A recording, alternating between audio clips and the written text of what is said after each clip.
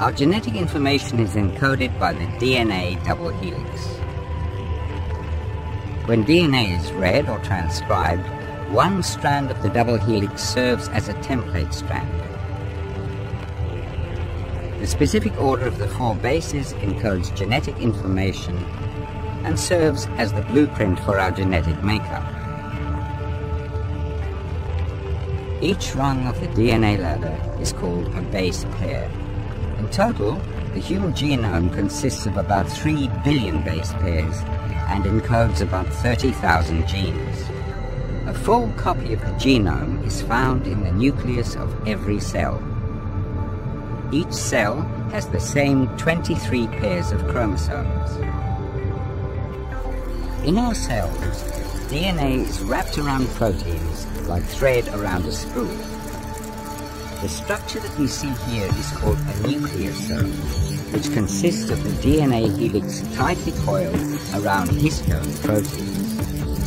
Histones have long extensions called histone tails, which protrude from the nucleosome core. As we will see, modifications to both the histone tails and the DNA itself are indicative of whether DNA is active or not, and this is controlled by epigenetics. Epigenetics refers to processes that instruct our cells how and when to read the DNA blueprint. This is marked by the change in histone tail modification, the arrival of structural proteins which help condense the DNA, and DNA methylation.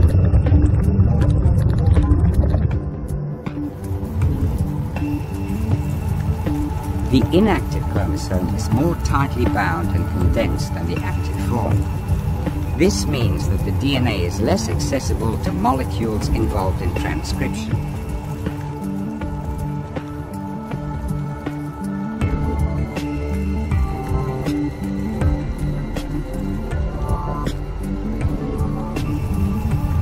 Ultimately, this compact version of the chromosome is unable to be transcribed and is therefore silenced.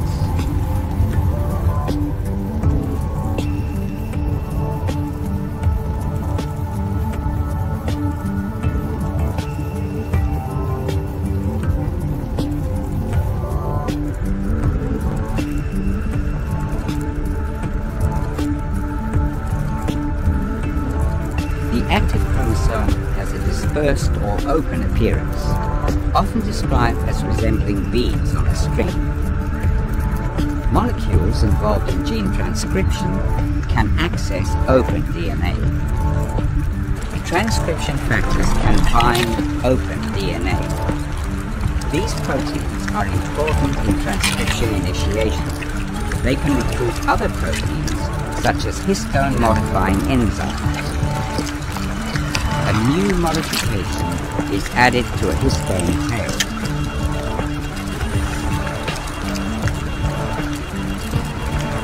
Open DNA is more loosely bound to histone tails, which allows for nucleosome disassembly. Nucleosome remodelers can also access the active X chromosome. These proteins slide the nucleosome along DNA. Ultimately, these changes open the DNA and allow RNA polymerase, the DNA reading enzyme, to access and transcribe DNA into messenger RNA.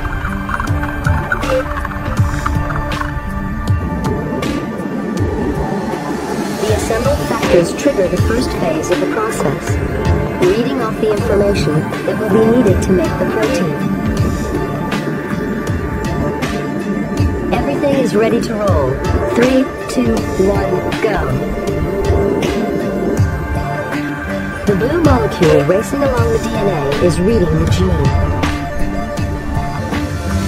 It's unzipping the double helix and copying one of the 2 strands.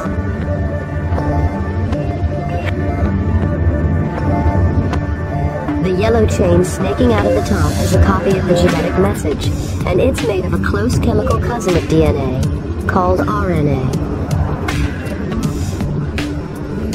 The building blocks to make the RNA enter through an intake hole.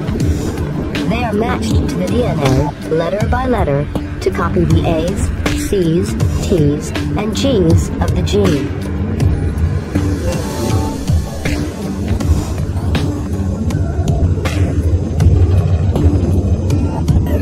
You are watching this process called transcription in real time.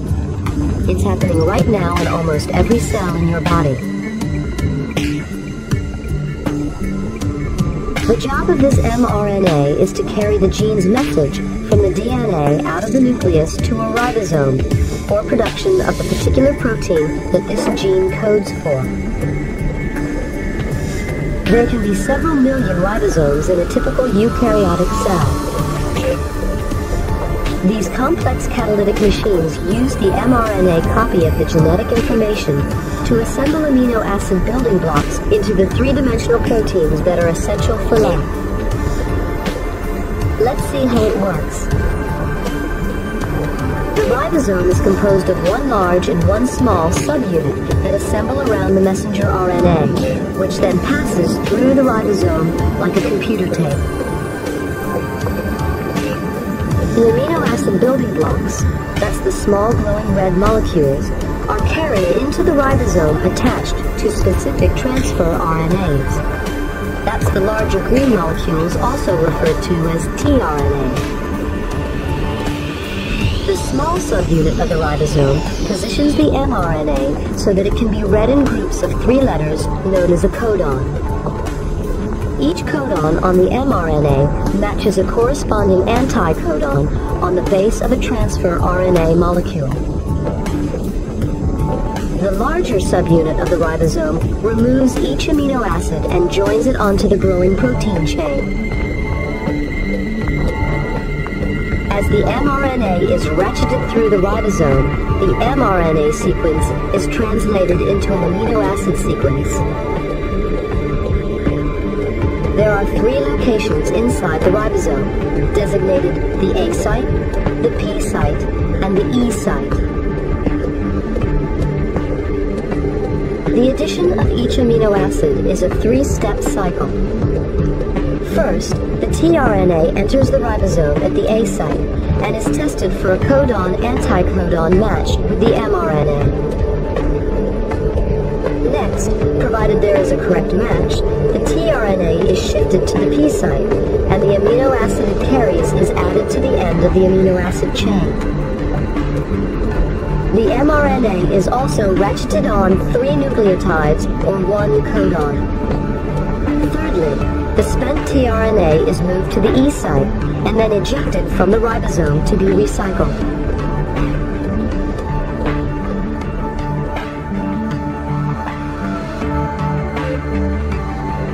Using computer animation based on molecular research, we are now able to see how DNA is actually copied in living cells.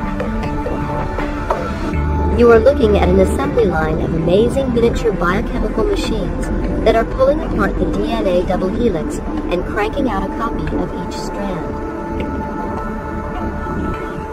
The DNA to be copied enters the production line from bottom left. The whirling blue molecular machine is called helicase. It spins the DNA as fast as a jet engine as it unwinds the double helix into 2 strands. One strand is copied continuously and can be seen spooling off to the right.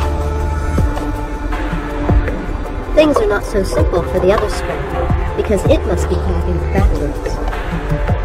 It is drawn out repeatedly in loops and copied one section at a time. The end result is 2 new DNA molecules.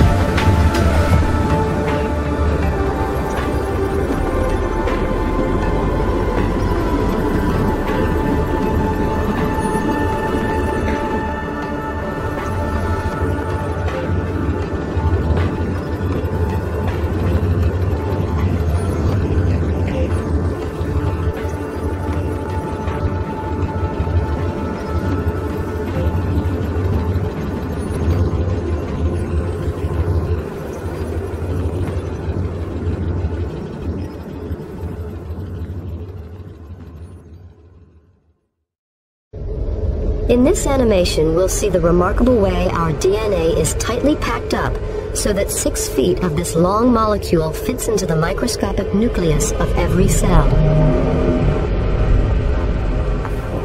The process starts when DNA is wrapped around special protein molecules called histones. The combined loop of DNA and protein is called a nucleosome. Next, the nucleosomes are packaged into a thread. The end result is a fiber known as chromatin.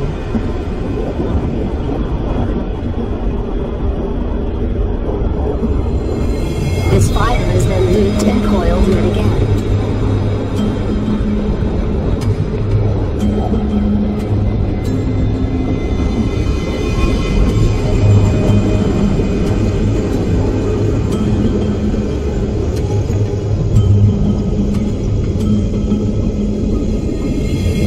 Leading finally to the familiar shapes known as chromosomes, which can be seen in the nucleus of dividing cells.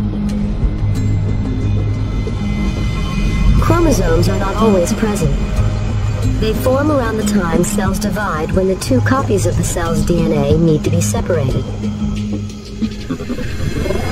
DNA in each one of your cells is just 2 nanometers across, but around 30 to 40 million nanometers long.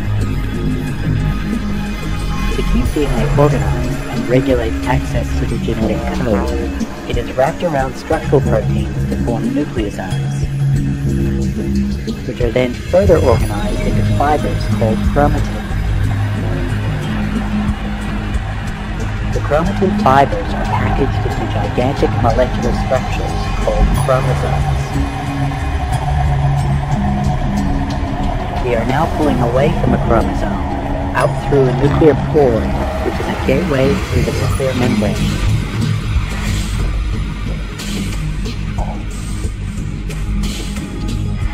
We are zooming back to reveal a cell about to undergo mitosis.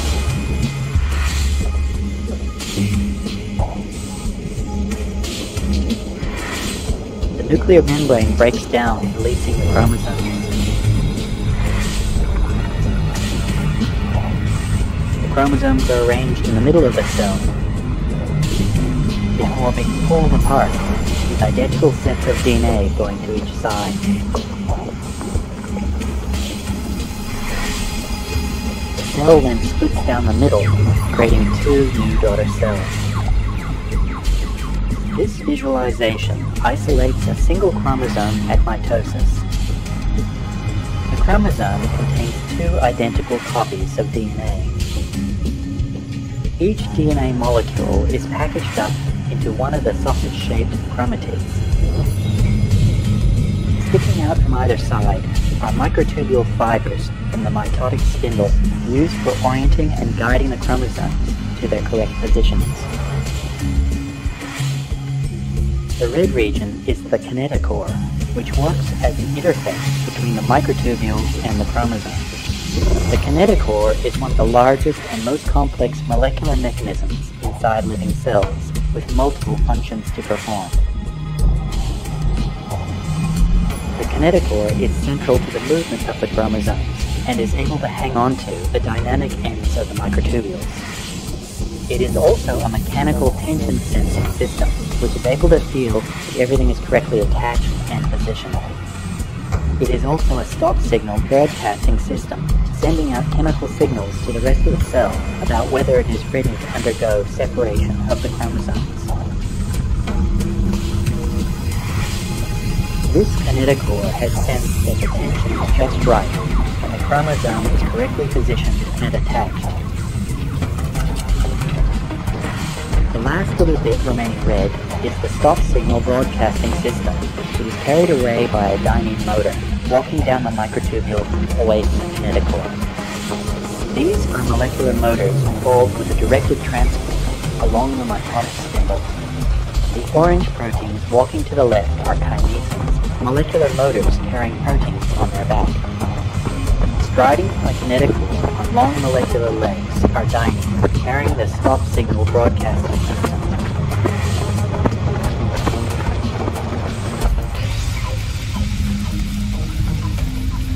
The When all the kinetochores are ready, the cell transitions into the anaphase stage, with the chromatids pulled apart the opposite poles of the cell.